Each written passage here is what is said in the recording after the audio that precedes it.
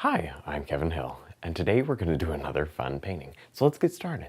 We'll start off today with a little bit of yellow, red, and white. And let's come right up here to the top and gently drop in this beautiful color, very soft golden color. A little touch of brown every once in a while. It's going to make just a very warm background. Maybe we'll have some clouds and things over this. I don't know. Very loose sky today. Very soft, not much going on.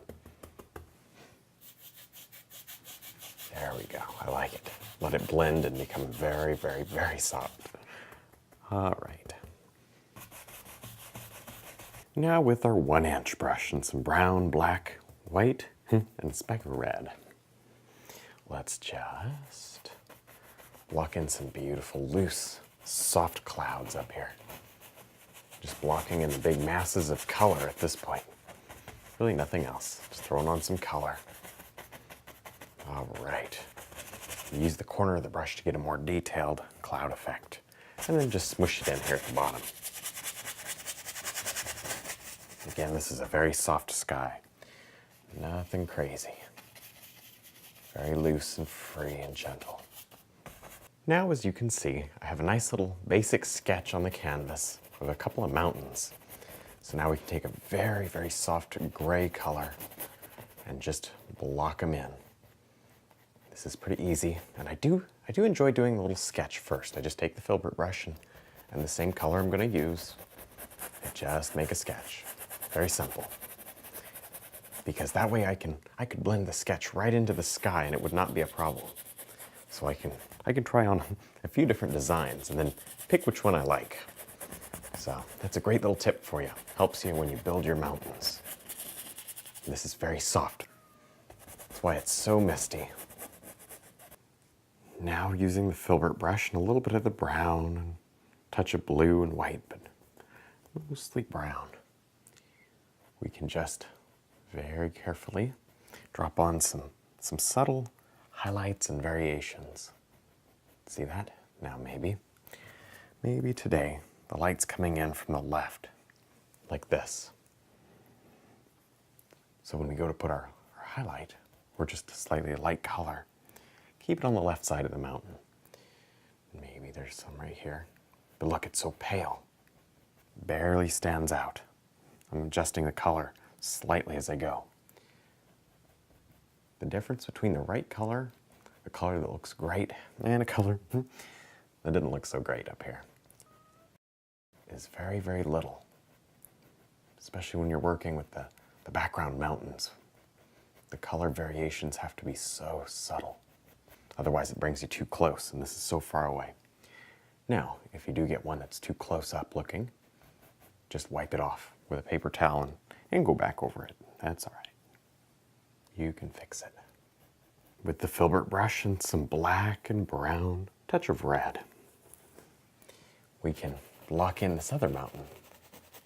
Now that we have our little background mountain complete, we'll just sort of brush this one in the same way. This color is slightly warmer, so it'll appear closer. And that's how you make depth in your painting. If I were to put warm colors in the background, it would not be so great. See, this is more cool, even though there is some yellow in it. And up here, I threw some red into the color. And oh, it's nice. Brings you forward. Now with the beautiful, soft, golden color, we can go ahead and let's start right here. Just begin to shape this mountain with highlight.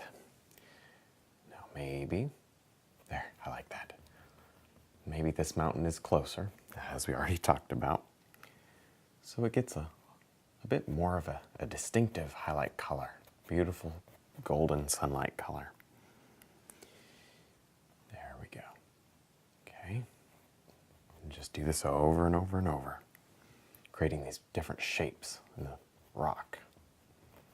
Okay. Be very careful here to think about the angles. The angles are important. Maybe let's do one right here. It kind of cuts across. Nice. It's nice not to just have a straight highlight and straight shadow. Do these fun things. Mix it up. Like a sweepy that goes right across the mountain. That's fun. Let's just fill it in and make it a little larger, but still reasonably soft. Using the knife, we can drop in little bits of extra texture here. See this? Now there's almost no paint there. If I take my finger, I mush around on the mountain, almost nothing would come off. That's how little there is. I scrubbed it in really good with the brush. So now I can take this knife and press down very hard. Look at this, see that? I'm bending the knife and it's not causing any muddy issues. I'm just adding a little extra texture to the mountain. Not really defining any shapes or anything. Just creating more detail this way. Next, with a nice light gray color on the filbert brush, let's just drop in some beautiful trees back here. We don't want too many, just a few. Maybe we'll give ourselves a little sketch right there. Just a few. See, they're very small. This helps to create a lot of detail and interest in the painting. We'll want to do several layers of these as we work across this horizon. All right, this builds a lot of depth and just makes it nice. Now, as you can see, there's a nice basic sketch of, maybe this is like a little cliff here with some snow on top. And now, with that sketch in, we can just come up here and begin to work on some of these trees. Now maybe as these trees come forward, we want to see some detail on them. So I have just the filbert brush and a little bit of gray. I'm just tapping to create these beautiful limbs. See that? Now, not every tree needs these limbs, of course. Don't want to go crazy. Just a few. Oh, isn't that pretty? Very nice. Next, we can block in this area that we just sketched in. I have just a little bit of brown, red, and yellow on the good filbert brush. Use this for everything. All right. Just block this right in. Now you can use the 1-inch brush, and I might change to the 1-inch brush when I go to do some of the other stuff up here. But at least for this area, I'm going to use the filbert brush. It gives me a little bit more control over the shapes. We're going to come back and highlight in just a minute. But look, work in some of these dark areas. See that? So there's almost a built-in highlight and shadow before we even actually go to highlight. It's kind of fun. Gives you some variety. Now we can begin to just scrub in a little bit of shadow here. Now there's almost no paint, and that's the secret to making this work. If you get a lot of paint on here, it's not going to be nice. It's going to be very hard to highlight. So really scrub it in very, very hard. Use very little, stretch that paint as far as possible. With the mix of yellow and white, we can begin to drop on some beautiful highlights up here. Now we really want to be careful, follow the angles. You want to be making sure that you get all the angles correct and don't want to be highlighting the wrong side. See, the light's coming in from this direction like that. So think about that as you highlight these snow drifts, and you're going to have to make up a lot of them on your own. See, some of them are sort of already there, but some of them you're going to have to make up. Be very loose and just allow your brush to slide around, and you'll get them automatically. Don't worry. All right. A little more yellow into the color. Always add yellow because you're picking up the purple. And the purple will sort of gray the yellow down. Maybe up in here. I love it. Very pretty.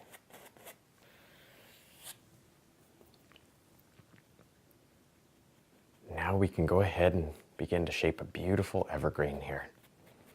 I'm just sort of dabbing with the filbert brush. Or you could use the fan brush, that'd work just as good. Maybe faster, who knows. But the filbert brush was in my hand and ready to go. Had some dark color on it, so I just loaded it back up and started.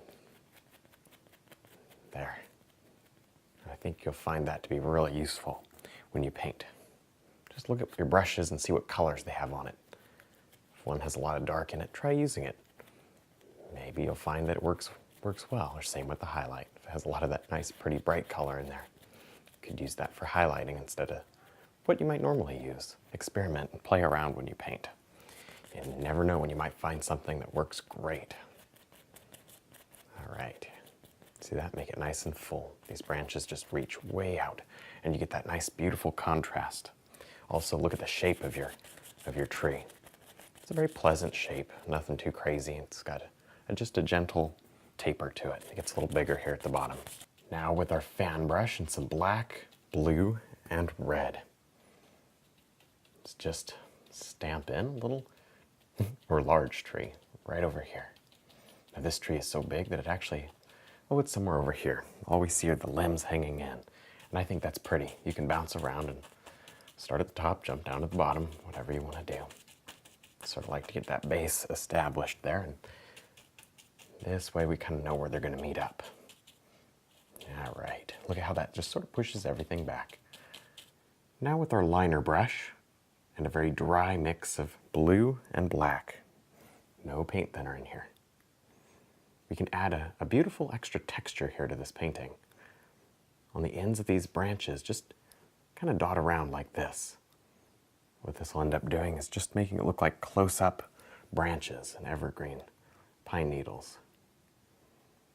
See that? Yes, it isn't going to take all that long because we already have most of the tree blocked in with the fan brush. But oh, does this give you an amazing look. It's so detailed. And it's very quick. So go ahead and give it a try and see if it works. I really find it to be a lot of fun. All right, well, I think we're done. I had a lot of fun. I hope you did too. Don't forget to check out my website, my DVDs, and also my brush line. And thanks for watching.